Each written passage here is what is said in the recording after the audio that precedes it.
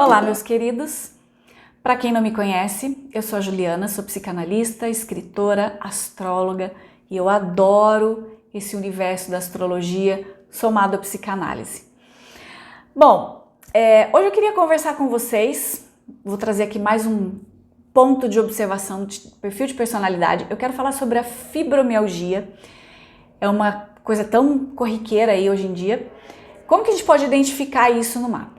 Mas antes, eu quero convidar você a conhecer o meu curso. Ele fala sobre psiquiatria e espiritualidade dentro dos transtornos emocionais pela visão da astrologia. Então você que já gosta de astrologia, que já conhece um pouco desse universo e tá mergulhando aí nessa parte de traçar perfil de personalidade e de ajudar pessoas no seu autodescobrimento, é uma excelente ferramenta que pode ajudar você a orientar melhor as pessoas com quem você está lidando.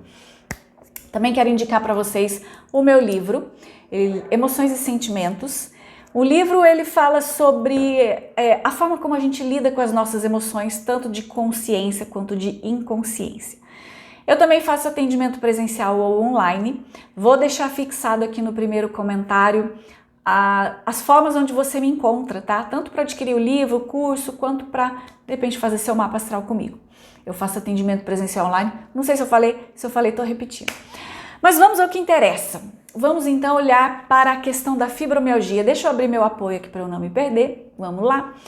Primeiro vamos entender o que é a fibromialgia, né? Segundo a definição da Sociedade Brasileira de Reumatologia, a fibromialgia é uma condição que se caracteriza por dor muscular generalizada crônica, que dura lá mais de 3 meses, mas que não apresenta nenhum sintoma de inflamação nos locais da dor. Ela é acompanhada por alguns sintomas típicos, como aquele sono que não restaura a pessoa, a fadiga, um cansaço físico exagerado. Pode ter também distúrbios de humor, como a ansiedade, a depressão. E muitos pacientes se queixam de alterações da concentração e de memória. Ainda não se sabe exatamente qual é a causa, mas a principal hipótese é que os pacientes com fibromialgia, eles apresentam uma alteração na percepção do senso de dor. E isso é apoiado por estudos que visualizam ali o cérebro de pacientes em funcionamento, também como a forma como esses pacientes com fibromialgia apresentam outras evidências de sensibilidade no corpo, como intestino, né, o intestino que fica desregulado, a bexiga fica desregulada. Então é bem comum pessoas terem algum tipo de intolerância alimentar, como gordura, lactose, por exemplo. Assim como ter aquelas crises de intestino preso ou de intestino solto, principalmente quando envolve gatilhos emocionais, quando essa pessoa está passando por alguma situação difícil. Algumas pessoas desenvolvem essa condição após algum gatilho, como uma dor localizada maltratada, um trauma tanto físico quanto emocional, uma doença grave, tá? É uma doença bastante comum. Ela afeta mais ou menos 2,5% da população mundial. Geralmente afeta mais as mulheres do que os homens, mas não quer dizer que os homens não tenham, tá? Talvez os homens relatem menos do que as mulheres. Alguns especialistas dizem que é uma doença que se manifesta depois dos 30, mas eu já vi muitos casos de moças com menos de 25 anos tendo essas crises. Eu mesma tive muito problema com fibromialgia aos 22, tem um tempinho. Na época não se falava disso, não existia diagnóstico para isso. Quem me ajudou a entender foi uma médica que eu visitava quando eu era propagandista. E ela que me falou sobre isso, ela falou, olha, tem uma doença nova aí que estão se falando, o nome dela é fibromialgia, pesquisa isso, pesquisa aquilo. Foi ela que me abriu o leque para entender melhor. O diagnóstico. Bom, o diagnóstico ele é clínico, é uma avaliação da história da vida da pessoa, somado a exames físicos, exames laboratoriais que vão ajudar a afastar outras condições clínicas que podem ter os mesmos sintomas. O problema é que esses exames eles não são muito conclusivos porque geralmente geralmente não existe um indicativo de alteração que remeta a uma inflamação, como aquela análise daquela proteína C reativa, por exemplo. Os exames de imagem também, eles têm que ser interpretados com muito cuidado, porque nem sempre o que a radiologia vai achar pode ser a causa da dor. A fibromialgia ela pode aparecer em pacientes que apresentam outras doenças reumáticas, como a artrite reumatoide, o lúpus também. E isso muitas vezes dificulta tanto o diagnóstico quanto o tratamento e uma melhora completa da pessoa, né? Já que é difícil a gente conseguir traçar um caminho a ser seguido nesse caso. A meta de tratamento da fibromialgia é aliviar sintomas, então, mais uma vez, a gente está falando de tratar sintoma e não a causa. Não é uma doença que traz uma deformidade, que traz uma sequela, uma rigidez ali muscular ou nas articulações, mas os pacientes eles acabam tendo muita dificuldade de viver, uma péssima qualidade de vida mesmo, porque a dor ela é generalizada e ela é constante, ela não passa nunca. O principal tratamento é o medicamentoso, claro, ele ajuda a aliviar a dor, ele ajuda a aliviar o desconforto físico, mas o não medicamentoso também é muito importante, ou seja, os cuidados do paciente consigo mesmo acaba sendo mais importante do que as medicações. Embora as medicações, mais uma vez, sejam muito importantes ali para aliviar o sintoma da dor. O principal tratamento da fibromialgia é o exercício físico, mas além disso é importante a gente entender que essa é uma doença que não tem um diagnóstico 100% definido ou estabelecido. Então estamos mais uma vez falando sobre questões emocionais que se manifestam no corpo como um sintoma. Então, mais uma vez, é um trabalho de autoconhecimento e por isso que uma ajuda terapêutica ela é indispensável para tratar a fibromialgia. As medicações elas são úteis para diminuir a dor, para melhorar o sono, para melhorar a disposição da pessoa, mas sem o processo do autoconhecimento não vai ter uma mudança significativa, tá? Quando a gente fala em autoconhecimento, vou abrir uma aspas aqui. As pessoas de verdade não sabem o que é o autoconhecimento. Autoconhecimento não é só saber o que você quer, o que você gosta, para onde você vai, o que você vai fazer da vida. Autoconhecimento é você saber quais são os gatilhos que a vida apresenta para você e que você manifesta isso como um problema de saúde, por exemplo, como um problema de saúde emocional, por exemplo. Isso é o autoconhecimento, é saber quais são os gatilhos que a vida traz para você e que você não sabe lidar, porque tem questões emocionais ali dentro. Bom, voltando. Dentro das síndromes de dores crônicas, a fibromialgia ela é uma das mais misteriosas, porque ela tem um número bem grande de sintomas associados. De novo, fadiga, dor crônica, perturbação do sono, perturbação intestinal, ansiedade, a depressão, os transtornos de humor. Por isso mesmo é muito difícil a gente fazer um diagnóstico assim preciso. Mas nos últimos anos, teve muitos estudos com o objetivo de melhorar a abordagem sobre essa doença. Os resultados sempre apontam para a existência de problemas na concepção da natureza ontológica do ser. Uau! Para quem não sabe o que significa ontológico, segundo o dicionário, a ontologia é um ramo da filosofia que estuda os conceitos de ser. Então, gente, aqui a gente já começa a perceber que a dor física se mistura com a dor psíquica. E isso dificulta a construção de algum instrumento de medida ou de algum sistema classificatório que possa definir a doença e, consequentemente, estabelecer um tratamento mais elaborado ou um tratamento mais objetivo dessa dor. Existem algumas coisas que ajudam muito e, no meu caso, foi o que mais me ajudou. A acupuntura foi sensacional. Eu fiz 6 meses de tratamento com acupuntura, melhorou assim, 200%. Homeopatia, terapia floral, isso apresenta um bom resultado, mas o tratamento psicológico e espiritual é parte importante desse processo pela necessidade de transformação moral, que é o autoconhecimento, tá, gente? Essa somatória de acompanhamento psicológico e espiritual é que ganha o nome de reforma íntima, porque quando a gente está falando de espiritualidade, a gente não está falando de religiosidade, mas sim de uma descoberta pessoal. E para quem ainda não entendeu essa questão, eu sugiro um vídeo que tem aqui no canal que aborda essa questão da espiritualidade e a relação dela com os transtornos de comportamento, tá? Voltando aqui ao caso das características da fibromialgia, a gente sabe que O caráter básico dessas pessoas é o perfeccionismo e a rigidez, e principalmente em relação à autoconsciência. E eu acho que é interessante também a gente entender o significado da palavra perfeccionista para a gente não ficar preso ali num chavão muito raso de conteúdo.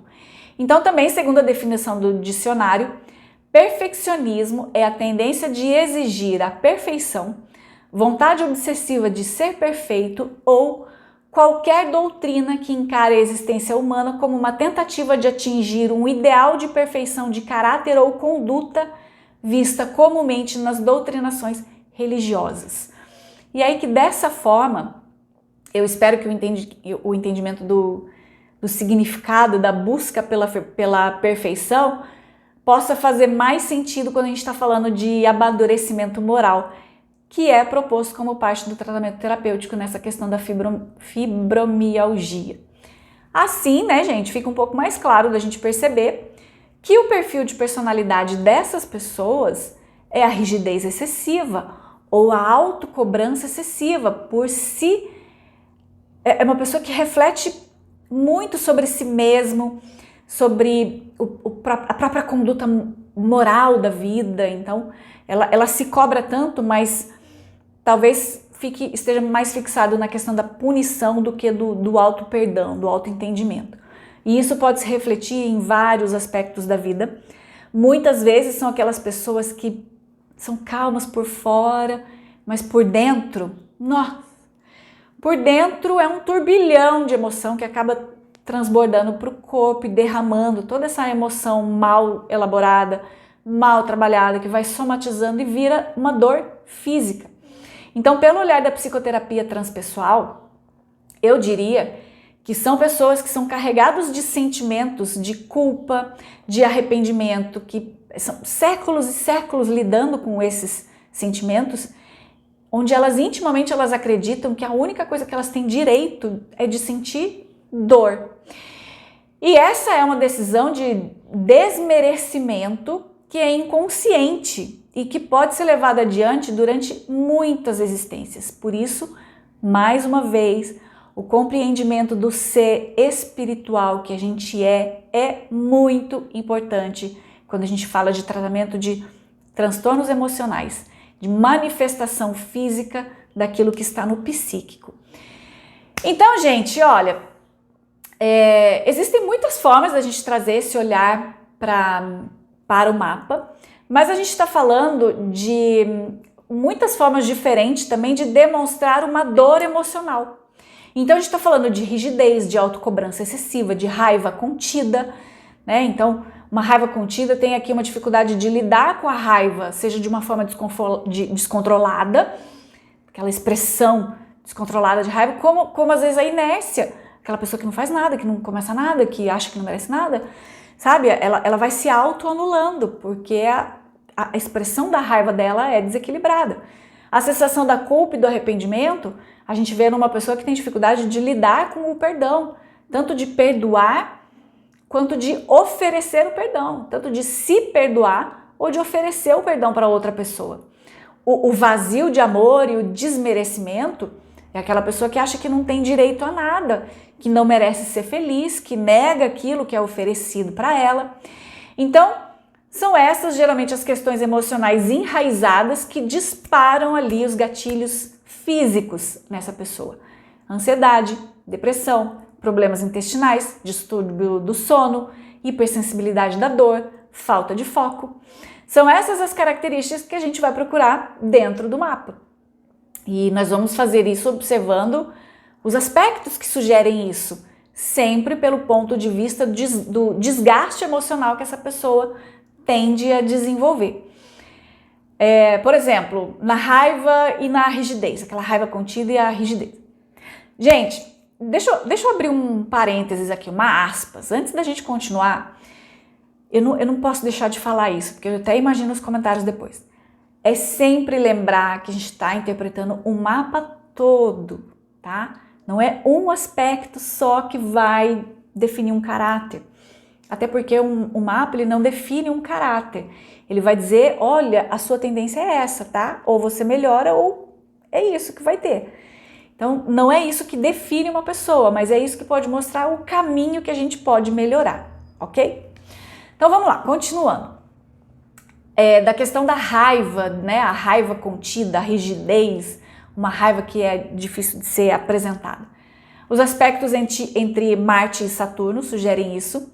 Nesse caso, qualquer um deles vai trazer essa tônica da disciplina. O que pode diferenciar um aspecto positivo de um aspecto negativo são as condições de cada um por signo e casa e os planetas pessoais que envolvem essa história aqui. Aspecto entre Marte e Saturno vai falar sobre, primeiro, autodisciplina e autorresponsabilidade. Depois, medo de falhar, que pode levar à inércia. Ou seja, é aquela pessoa que se critica tanto, que, nossa, ela coloca tantas regras, ela é tão autopunitiva que ela nunca faz nada. Ela nunca começa nada porque ela tem medo de errar. Depois, o medo da agressividade, o medo da força bruta, o medo paralisa, né? A questão do paralisar gera uma energia dentro do corpo que não está sendo expandida e aí aquilo cristaliza no corpo. Depois, a autopunição, a autossabotagem, o desmerecimento, tá? Outro ponto, Marte retrógrado. O Marte retrógrado sozinho, ele já sugere uma raiva contida ou uma dificuldade de lidar com a expressão da raiva. Do mesmo jeito que ele na casa 12 ou em Peixes também apresenta essa mesma característica, tá? Quando a gente tem um Marte retrógrado em oposição com o Sol, isso é um indicativo de medo, uma dificuldade de expressar a raiva porque aquela pessoa acha que ela não pode fazer isso. É medo, né? Aquela pessoa que acha que não pode falar o que sente, falar o que está incomodando. É medo, né? Isso tem muita relação com indicação de abuso, alguma coisa que fere muito o senso de autoestima dessa pessoa e ela acha que ela não pode falar nada para ninguém, que ela não pode reclamar. Então, ela é uma pessoa que tem muito que trabalhar em relação à autoestima e, consequentemente, o merecimento. Porque se é uma pessoa que tem dificuldade de se amar, ela, consequentemente, ela se desmerece o tempo todo. É uma pessoa que não sabe falar não, mas também quando aprende, pelo amor de Deus, né? Não para de falar não, começa a falar não para tudo. Então, saber trabalhar a própria assertividade. Mercúrio retrógrado em Escorpião também tem essa característica da raiva contida, mas nesse caso é uma raiva não verbalizada, tá? Tem mais ligação com a fala, com a comunicação. Então, às vezes a gente vê, principalmente mapa de criança que tem o Mercúrio retrógrado em Escorpião, as inflamações, né, na parte vocal, né, a faringite, laringite, né, a gente vê muito nisso. O Saturno retrógrado no ascendente. Bom, eu nem preciso explicar muito aqui, né, porque o Saturno ele é frio e seco, ele é o cobrador, então essa é uma pessoa que, consequentemente, ela cobra muito, tanto de si mesmo quanto dos outros, né, e lembrando que ela é um Saturno que faz uma oposição ali com a casa 7, então, consequentemente, é uma pessoa que tem muita dificuldade de lidar com o perdão. Mais uma vez, é aquela pessoa que não sabe oferecer o perdão e não sabe receber o perdão também. Ela não sabe lidar com aquele perdão que ela recebe da vida. De novo, questão relacionada com desmerecimento. Essa pessoa que não sabe perdoar ninguém, nem ela mesma, consequentemente, acaba se tornando uma pessoa mais fechada, mais isoladona. E, gente, a gente pode observar isso também no Saturno de casa 4, tá? Mas nesse caso do Saturno de casa 4, ele fica mais evidente lá no fim da vida. Então, é alguém que provavelmente só desenvolveu amargura ao longo da vida e no fim dela, ele não percebe que o que ele colhe, o que essa pessoa colhe, é justamente o que ele plantou a vida inteira. Ele plantou a amargura, então ele não estabeleceu um laço afetivo com ninguém, porque ele se queixou tanto o tempo todo. É uma pessoa que só via o gosto amargo nas coisas. Parece que é ingrato, né? Parece que ela só enxerga a ingratidão dos outros, quando na verdade o que ele está oferecendo, o que essa pessoa está oferecendo é a ingratidão. De novo, dificuldade de lidar com o perdão, tanto de oferecer quanto de receber o perdão. Aspectos entre Lua e Saturno também sugerem esse vazio emocional. Uma pessoa que nunca acredita no amor que está recebendo, então são aquelas pessoas que tentam se proteger do sofrimento de uma forma assim tão absurda que acaba se isolando e criando uma rigidez muito grande. Aqui é muito comum a gente perceber essa questão relacionada com a gratidão. É uma pessoa que tem muita dificuldade de ser grato. E como essa pessoa não percebe o que tem, ela só percebe aquilo que ela não tem, ela não consegue agradecer por aquele pouco que ela tem ou por aquilo que ela recebe, porque ela está muito mais focada no que ela não tem. Aspectos entre Lua e Urano sempre vai sugerir tensão emocional. Uma pessoa que está sempre pronta para ir embora porque tem medo de ser abandonada, então ela já prefere abandonar primeiro. Geralmente, essas pessoas precisam de um clima tenso no ambiente. De certa forma, ela precisa sentir que tem alguma coisa acontecendo ali. E ela mesma acaba criando situações para que esse clima tenso se manifeste. Certamente isso é fruto de alguma infância mais tensa, né?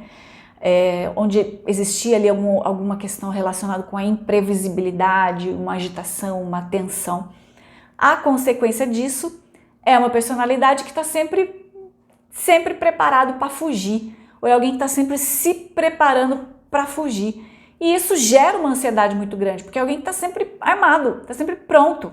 Gera uma depressão porque ela não consegue acessar de verdade as emoções, tanto a dela mesma quanto das pessoas com que ela está se relacionando, porque ela não se abre para isso. E ela cria um clima tenso e o ambiente em volta dela acaba percebendo essa tensão e acaba não conseguindo acessar essa pessoa emocionalmente.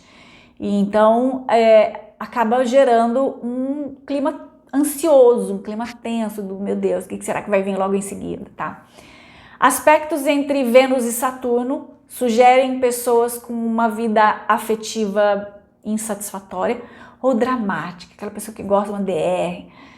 Então é bem comum encontrar nessas pessoas uma dificuldade de viver o amor de forma saudável, porque essa é uma pessoa que se acostumou a se esconder do amor como uma autodefesa. É alguém que rejeita primeiro para não ser rejeitado, é alguém que sempre imagina o pior, mesmo quando está tudo bem, sempre vai imaginar o pior. Então tem uma tendência grande ao negativismo, ao sentimento de culpa, de desmerecimento. Essa é uma pessoa que é muito difícil de ser amada, porque ela nunca se sente amada o suficiente.